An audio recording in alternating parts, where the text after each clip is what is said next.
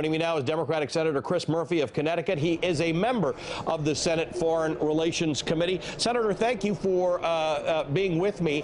I'm trying to make sense of what you said earlier. I believe you said that an ill-thought-out military action with absolutely no overall strategy for Syria risks dragging us further into a civil war. Is that meant to be a criticism of last night's attack or a criticism of not having a Syria strategy?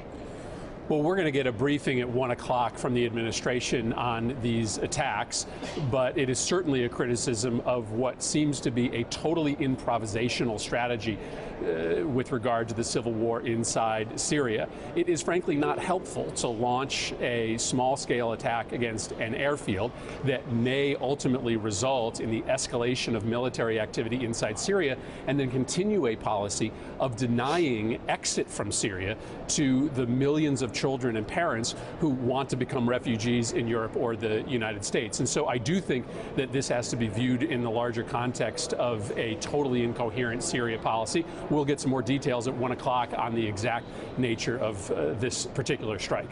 Right, and I'm glad you brought up the refugees and the civilians who are stuck in the middle of this. We're going to be spending a good amount of time in this show discussing that. I guess I want to ask you, though, about what Nancy Pelosi has called for, a return of Congress to discuss the authorization of the use of military force, something Congress wouldn't even touch the last time around. So there's a lot of talk that goes around about how President Obama didn't do anything, but Congress did not allow any discussion of military force in Syria in 2013. Should Congress have that discussion now? Well, that's not exactly true. I'm a member of the Foreign Relations Committee, and we actually voted out an authorization of military force as requested by President Obama. I didn't support it, but we had a vote on it. It was pending before the Senate when the deal was cut with the Russians to try to move chemical weapons outside of Syria. The fact of the matter is, it is hard to pass an authorization of military force in the Middle East through Congress. But the Constitution doesn't allow the president to move forward unilaterally just because it's difficult to get an authorization.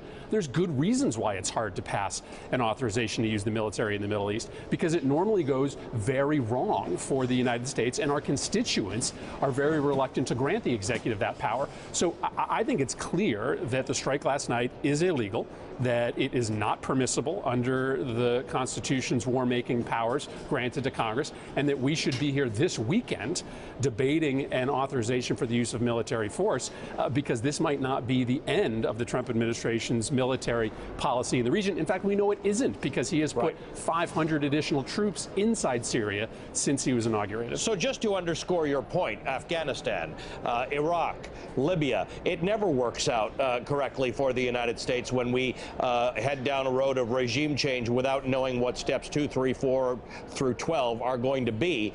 But that can't be a reason not to do anything.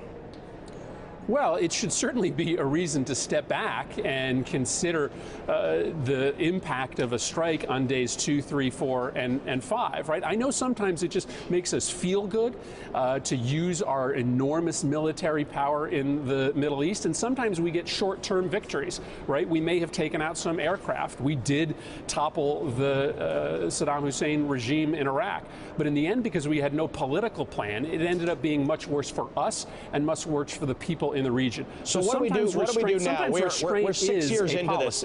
We're 6 years into a civil war, which has created the largest humanitarian crisis in recent memory. People continue to flood out of there. It's not clear. We can put up the map on the screen, but you're very familiar with it. The Syrian regime controls a small portion of Syria. The Kurds control a small portion of it.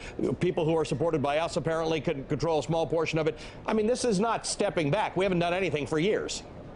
Right, but it takes an awful lot of hubris to believe that the United States of America can ultimately bring a settlement to a civil war inside Syria. Our focus should be on taking Raqqa back from ISIS, on making sure that it is not a terrorist haven from which attacks can be launched against the United States, and having a real political and humanitarian approach to this crisis. Remember, the Trump administration has launched these airstrikes, but it effectively has ceded the political conversation to the Russians.